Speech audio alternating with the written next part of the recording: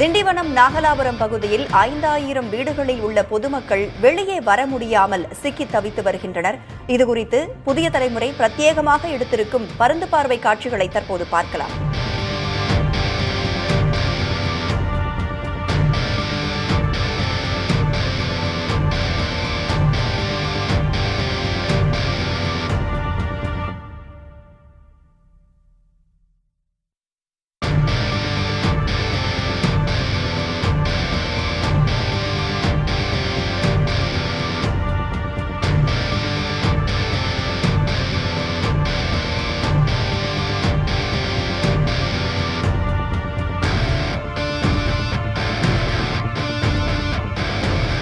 திண்டிவனம் நாகலாபுரம் பகுதியில் 5000 வீடுகளில் உள்ள பொதுமக்கள் வெளியே வர முடியாமல் சிக்கி தவித்து வருகின்றனர்.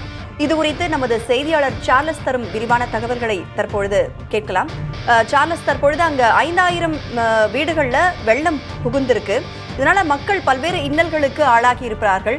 இதுகுறித்து ஏற்கனவே தேசிய பேரிடர் மீட்பு படையினருக்கு தகவல் தெரிவிக்கப்பட்டதா? அவர்கள் ஏதேனும் விரைந்து வந்து படகுகள் மூலம் மக்களை மீட்கும் பணிகள் ஏதேனும் முடுக்கிவிடப்பட்டிருக்கா?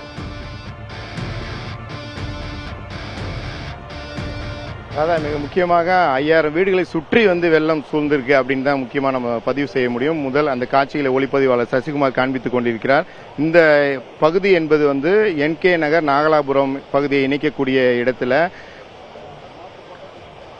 முக்கியமான ஏரி என்பது இந்த உடைந்துவிட்டு அந்த பாலம், அதாவது தரை பாலம் என்பது ஏற்கனவே கட்டப்படுறாங்க. எதிரே பார்க்கலாம் சிறு குழந்தைகள், பெரியவர்கள், வயதானவர்கள் என அனைவரும் அவர்கள் தவித்து வருகிறாங்க. NK நகர்ல நேற்று இரவிலிருந்து செல்லக்கூடிய இந்த வெள்ள நீரானது இன்னும் சீறி பாய்ந்து ஓடிக்கொண்டே இருக்கிறது.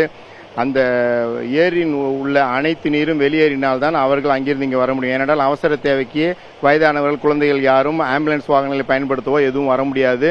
மருந்து உள்ளிட்டவைகளை கொடுப்பதற்கான எந்த வசதியும் செய்ய முடியாமல் அவர்கள் இந்த இருபுறமும் துண்டிக்கப்பட்டு தீவு போல அவர்கள் இப்ப தற்பொழுது அங்கே வீட்டிருக்காங்க. இது முக்கியமாக என்ன மாதிரியான மிக முக்கியமான சிரமங்களை சந்தித்து வரான்னு இப்பகுதியை சேர்ந்த, அதாவது NK நகரிலிருந்து வெளியே தப்பி மிக முக்கியமாக அவர்கள் வீட்டு தேவைக்கான பொருட்களை வாங்குவதற்காக நம்முடைய அப்பகுதிவாசி இருக்கார். அவர்கள் கேட்கலாம். சார் வணக்கம், உங்க பேர் சொல்லுங்க. மிக முக்கியமாக இது ஏன் இந்த பாலம் உடையிறது காரணம்? அவ்வளவு நீர் நேற்று இரவிலிருந்து வந்ததா? என்ன காரணம்? என் பேர் ஸ்ரீராம் சார். நேற்று நைட்டில் காலைல 5:30 மணிக்கு ஆரம்பிச்சது, இன்னும் இன்னைக்கு காலைல 5:30 மணிக்கு தான் முடிஞ்சுது மழை. இந்த பாலம் கிட்டத்தட்ட ஒரு 2021 உடைஞ்ச பாலம். அதை டெம்பரவரியாக இவங்க மண்ணு கொட்டி ரெடி பண்ணி கொடுத்தாங்க எங்களுக்கு. இப்போ 2021 இது பண்ண முடியாது, இது PW இது நகராட்சி சம்பந்தப்பட்டது அப்படின்ட்டு எங்களை அலக்கழிச்சிட்டு இருக்கிறாங்க. இப்போ இந்த தடவையாவது இதுக்கு இந்த பாலத்தை கட்டி கொடுக்கணும். அதுக்கு எந்த டிபார்ட்மெண்ட் தான் இது முதல்ல எங்களுக்கு தெரியணும். 2 பேர்கிட்டயுமே நாங்கள் மனு கொடுத்துருக்குறோம். அவங்க 2 பேருமே இதுக்கு ஒத்துழைக்க மாட்டாங்க. முதற்கட்டமாக 1986 கட்டப்பட்ட பாலம் 2021 வெள்ளத்தில் உடஞ்சிருக்கீங்க. இப்ப சுத்தமாக பாலமே இல்ல. சற்று நேரத்துக்கு முன்னதாக தமிழ்நாடு துணை முதலமைச்சர் உதயநிதி அவர் கூட நேரில் பார்த்தாங்க. ஏன் இந்த பாலம் கட்டுவதில் என்ன மாதிரியான தாமதம்? மிக முக்கியமாக வயதானவர், குழந்தைகள் இப்ப அவங்க எல்லாம் சிக்கி கொண்டு இருக்காங்கன்னு தான் சொல்லலாம். ஏன்னா அவர்களுக்கான அத்தியாவசிய தேவையை இப்ப உள்ளே கொண்டு செல்ல முடியாத நிலையில இருக்குல்ல. அது இப்போ எடுத்துட்டு போறாங்க. வேற ஒரு வழியா ஒரு கிலோமீட்டர் சுத்திக்கிட்டு வரணும். அது வழியா போய் வாங்கிட்டு வர்றாங்க. அவங்களோட தேவைகளை அவங்க பூர்த்தி செஞ்சுக்கிறாங்க. ஆனா இந்த பாலத்தை பொறுத்த வரைக்கும் இதுல 1886 கட்டின பாலம் இது. அப்போ நகராட்சியில தான் கட்டி கொடுத்தாங்க எங்களுக்கு. இப்போ நகராட்சி அதை தட்டி கழிக்கிறாங்க, இது எங்களுக்கு இல்லைன்ட்டு. அவர் பேர் நம்ம இந்த நகராட்சி அவர் முதல்ல இருந்த சேர்மன் மிக முக்கியமாக ஈராச்சந்து தான் இதை கட்டி கொடுத்தாரு எங்களுக்கு. 2086 இதை கட்டி கொடுத்தாரு. 85 வந்த பிளட்டுக்கு அப்புறம் கட்டி கொடுத்தாரு. இப்போ நகராட்சியும் ஏத்துக்க மாட்டாங்க, PW ஏத்துக்க மாட்டாங்க. இப்போ இது யார் கட்டி கொடுப்பாங்க எங்களுக்கு? 1 கிலோமீட்டர் தூரம் என்பது இருசக்கர வாகனங்கள் செல்லக்கூடிய பாதையா? அது ஆம்புலன்ஸ் போன்ற அவசர வாகனங்கள் செல்ல முடியுமா?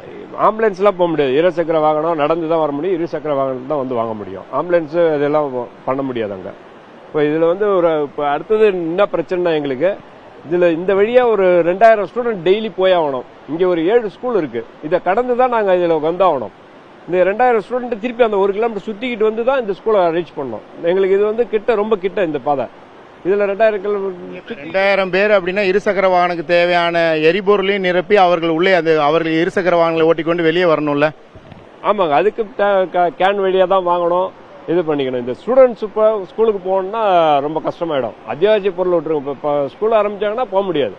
1 கிலோமீட்டர் சுத்தி தான் போகணும். இது கிட்டத்தட்ட இன்னும் ஒரு வாரத்துக்கு இப்படியே தான் நீடிக்கும் இந்த தண்ணி போறது. அதுக்கப்புறம் அவங்க வந்து பார்த்து மணலை கொட்டியோ இல்லை எங்களுக்கு டெம்பரவரியாக பண்ணி கொடுத்தோம். கிடங்கல் ஏரி உடைப்பை வந்து சரி செய்ய முடியாதா? கிடங்கல் ஏரி உடைப்பு கிடையாது, இது வழிஞ்சு வர தண்ணி தான். உடைப்புனாக்கா இன்னும் பாதிப்பு எங்களுக்கு அதிகமாக இருக்கும். 85 அதே மாதிரி தான் உடைப்பு ஏற்பட்டது. நாங்கள் ஒரு மாசத்துக்கான இது வந்து ரொம்ப இதுவாயிடுச்சு எங்களுக்கு. அந்த நிலைமைக்கு வரல இன்னும். ஆனால் இது வந்து இந்த பாலம் வந்து அத்தியாவசியமான ஒரு இது எங்களுக்கு. அதை முதல்ல பண்ணி கொடுத்தா போதும்.